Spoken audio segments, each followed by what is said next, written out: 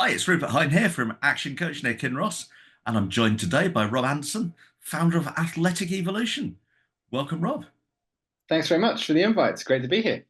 So tell us, Rob, who and what are Athletic Evolution?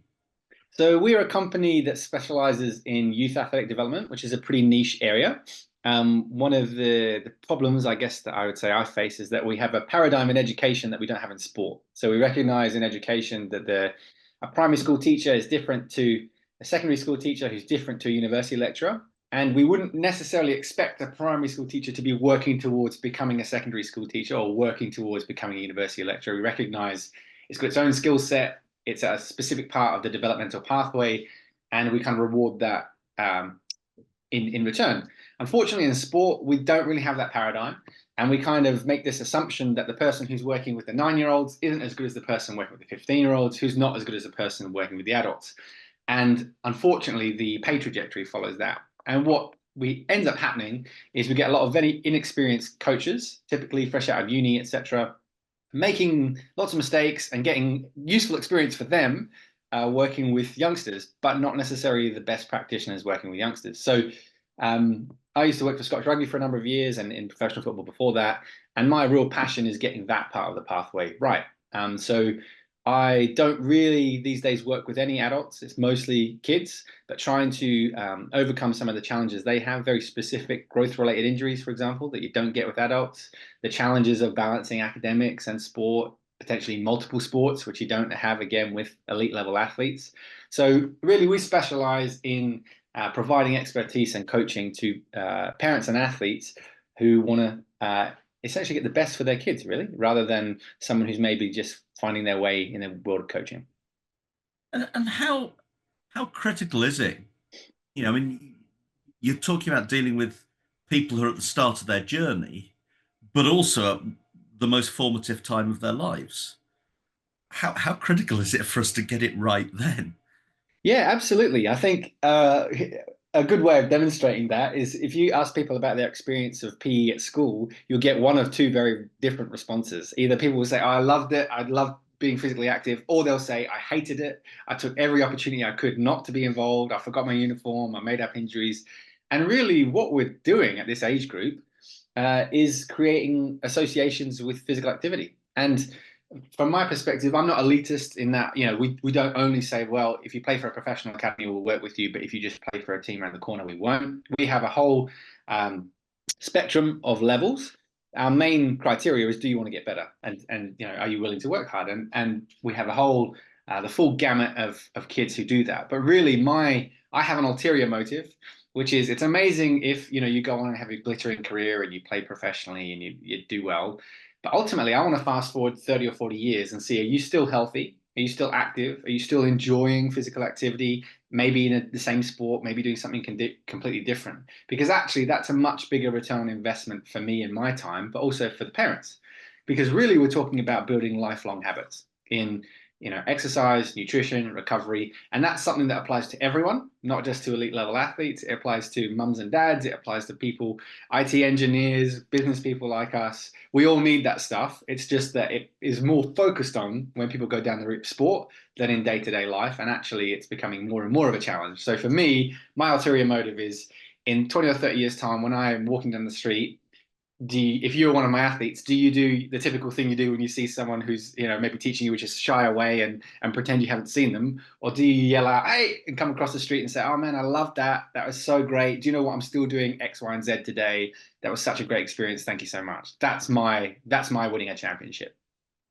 So you've got a huge purpose there, particularly with, I guess the changes that we're seeing increasingly to um, levels of fitness in the population and particularly in kids.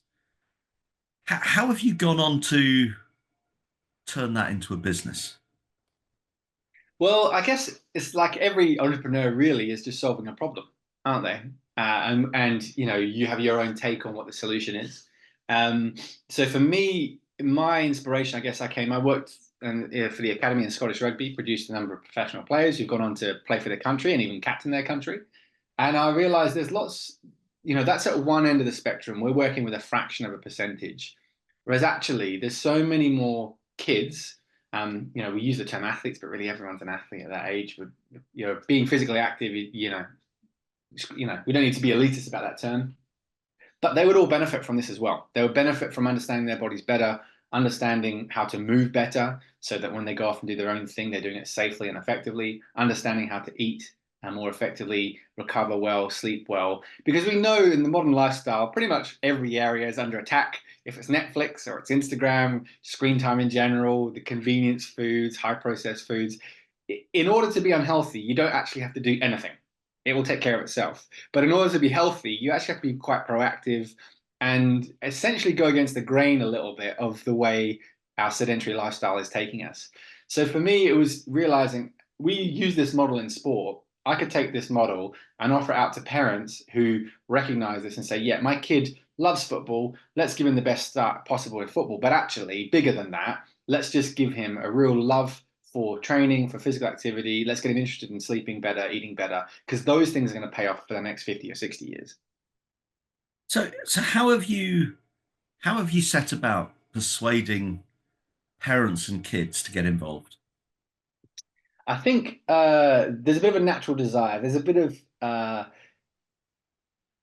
parents are funny when it comes to their kids. There's everyone, from the second the kid starts walking, it's like, oh, your kid walked at 9 months, mum walked at 8 months, and there's a bit of an parental competition there where people are looking for a bit of an edge. So naturally, people will sort of look under different stones and think, oh, we haven't tried this, we haven't tried that. A lot of it helps when you have the endorsements of former athletes who are bringing their kids, and because that in itself is an endorsement of they think it's important. And if they were at that level of the game and they think it's important, then okay, the ones of us who maybe don't know better should also value it. I think actually it's probably surprised me. The part that I thought would be the selling point, which was more around improving performance, over listening to the client feedback and the testimonials, I realized it was actually very different. What I was hearing a lot more from parents was around the changes in confidence and self-esteem, in lifestyle habits, saying, you might not see this in the gym, but when I come home, I see little Johnny's paying way more attention to what's on his plate. He's thinking about eating more fruit and vegetables. He's going to bed earlier. So it was those kind of secondary consequences that I thought, actually, maybe I've been coming from the world of high performance, so focused on speed and power and strength, that actually I should be talking more about self-esteem, confidence, and building lifelong habits. And that's kind of what we've lent into. And yeah, it's great if kids are getting faster and stronger and more powerful. That's amazing.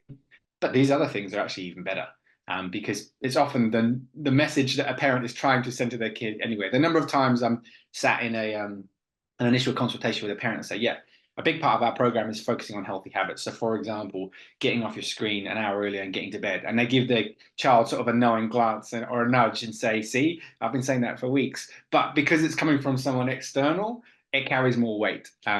So there's those sort of messages where it's maybe not even something different to what they were getting at home. It's just another person saying that and actually measuring it and following up. So what's been the biggest challenge you've found moving from the world of professional sport into entrepreneurship? I think probably the challenges that most coaches have, which is that it's a different skill set running a business to being a good coach. Just like anyone who starts their business, you could be a great technician, whether you're a carpenter, or an electrician, you know, a dentist. But the different skill set from what you're delivering versus being able to understand sales and marketing and how to speak to your audience, because we've all experienced that where you think like obviously I think my product's great, otherwise I wouldn't be doing it. Why doesn't this person get it? And it's easy to blame the customer and say, oh, they just don't get it. And, well, actually, you just haven't done a good job of communicating it. And so you need to work on that. So I would say in terms of my own development, I've definitely in the last couple of years focused more on what I don't have than what I'm already good at. And I think in my domain, that's certainly something that's a bit rare. People might be a 9 out of 10 in strength and conditioning. They can talk to you about sets, reps, and periodization and exercises, but they're a 1 out of 10 business.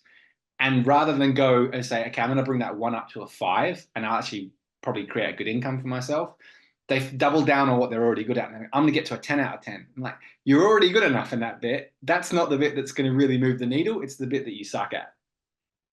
Yeah, I remember sitting in a conference with a bunch of colleagues, and somebody saying, what are you reading at the moment?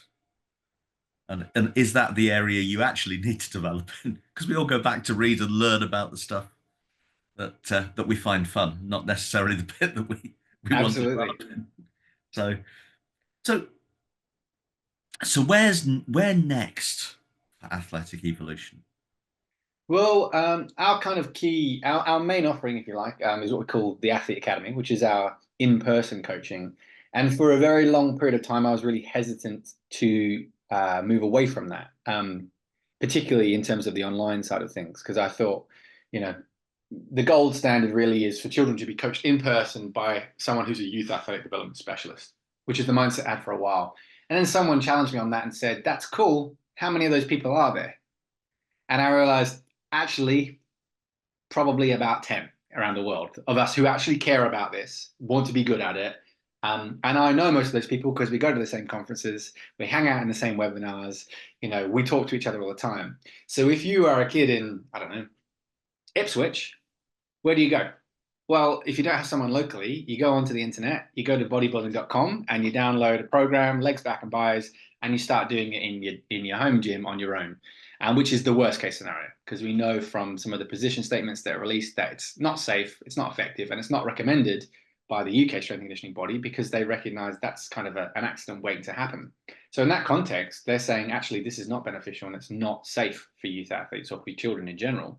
So I realised, well, I can't really criticize a customer if I'm not in the marketplace offering any sort of useful alternative. So for us, the next thing is we've built an online platform. We've got a number of free resources for parents to help educate parents on these different areas of nutrition and recovery and sleep, but also essentially almost like a beginner level program to help kids understand to learn to train. So, what does it mean to follow a program and to give them the basic competencies to then at the end of that step forward into a more structured program. Because unfortunately, we have this strange thing that happens where people assume that just because we have a body, we know how to move. I can go to Pure Gym and squat. I can do this. Of course, I've got a body. Well, just because you have a brain doesn't mean you can speak Latin.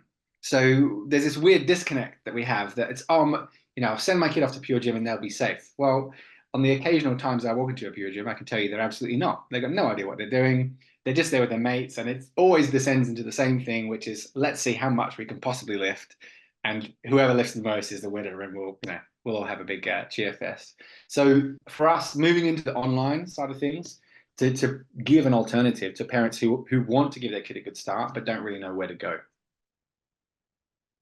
So, I mean, I guess that's a pretty powerful lesson from a business perspective, in that what you're talking about is leveraging your time. It's leveraging your impact.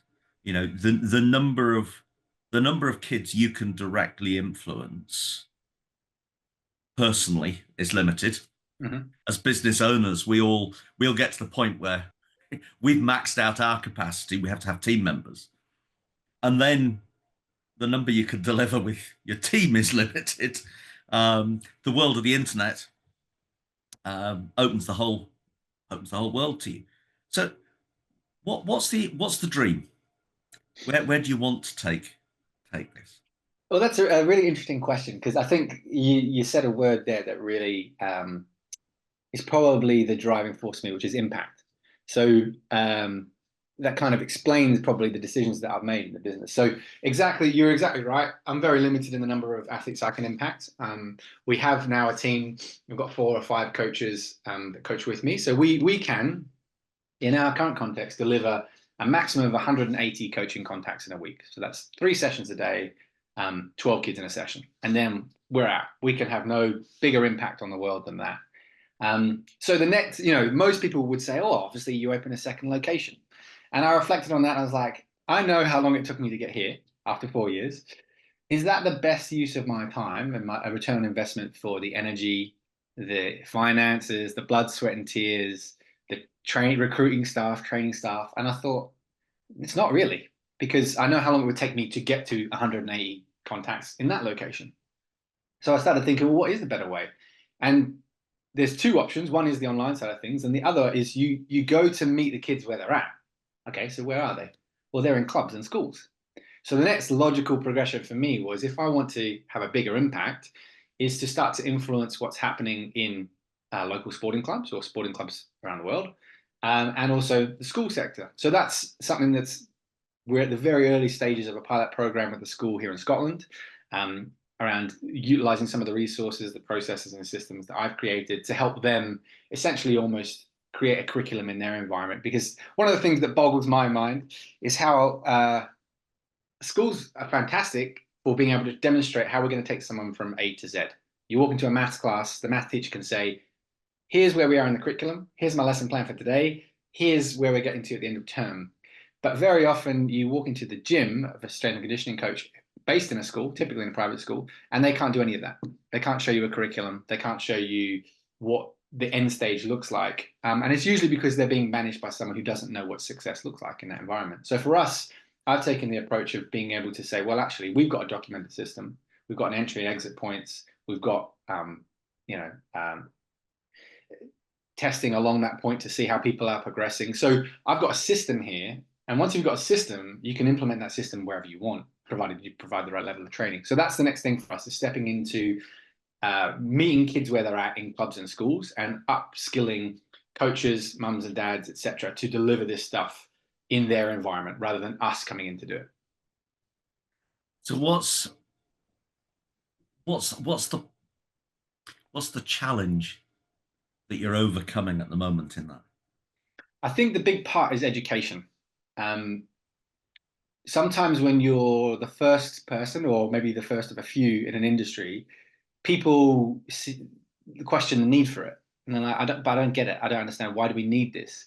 So, for example, I've got a free bodyweight strength assessment that parents or coaches or whoever can use to utilize with their kids to see, do we need to go and work on our fundamental movements and basic movement competency, or are we ready to get under a barbell and get strong? And it's interesting because I've had 180 people sign up for this, and in there is feedback.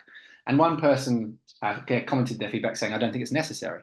And that's a really interesting insight, because the tool itself was created by the president of the Strength and Conditioning Association of Australia, who has a PhD in training elite level athletes. Now, he thinks it's necessary.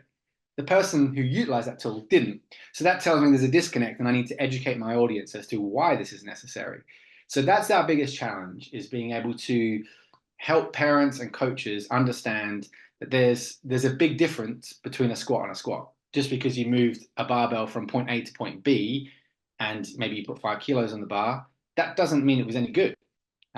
So better is, more isn't always better. Better is better. And what is good quality when it comes to physical development, athletic development, etc. So educating the audience is really our biggest hurdle, because once we educate them and say, well, there is a need for this, well, then the next question is, well, where's the solution?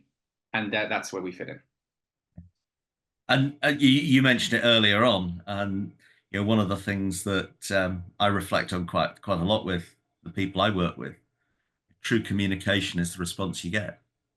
Absolutely. You just describing that. So when you think back on your journey, and particularly the challenges you've overcome, the success you're creating with the business, what's the piece of advice you'd give the 18-year-old Rob starting out? Ooh. I think you can't underestimate the role of mentors. And I think one of the problems you have when you're at the peak of the Dunning-Kruger effect in your teens and you think you know everything is you tend to take on this attitude of the self-made man or the self-made entrepreneur, like, I can do this myself, which, sometimes people can. Great. But guess what? It'll take you longer. You'll make lots of mistakes. You will have far more blood, sweat, and tears than you needed to, because if you find someone who's been there, done it, and got the t-shirt or something very similar, most of the time, they don't want you to make those same mistakes, because they see a bit of themselves in you, and they think, man, I wish I had someone 10 years down the path to say, listen, your pricing is way too cheap. You're not going to make a profit, and you're going to put yourself out of business. Or, you know what, you're talking all about this stuff, but you're talking to the wrong person. You're just talking to impress your peers instead of talking at a level parents can understand. So seeking out a mentor is a really big thing. But I think I'm going to qualify that by saying people who've actually been there and done it. There's a lot of business mentors out there who've never run a business in their life. So people who actually have achieved the thing you want to achieve. And the flip side to that is also there'll be a lot of people around you who have the best, goodwill in the world for you, typically your friends and family, who will try to persuade you not to do that thing, because they want to keep you safe and de-risk you, and etc. But probably the path to where you want to go isn't one that's just going to play it safe. Entrepreneurs aren't known for playing it safe. Um, so listening to the people who have accrued the experience that you need or want for advice, and sometimes smiling, nodding, but not taking on board the feedback of people who have your best interests, but maybe don't really know what they're talking about. Yeah, that's fantastic. um, Look, Rob, thank you. I mean, that's been your enthusiasm is infectious, and listening to the impact that you're making to young people and the way in which you're taking that to the next level, that you're expanding that impact exponentially is fascinating. So very best of luck with it for the future. Thank you very And much. good luck finding the next round of mentors. Thank you.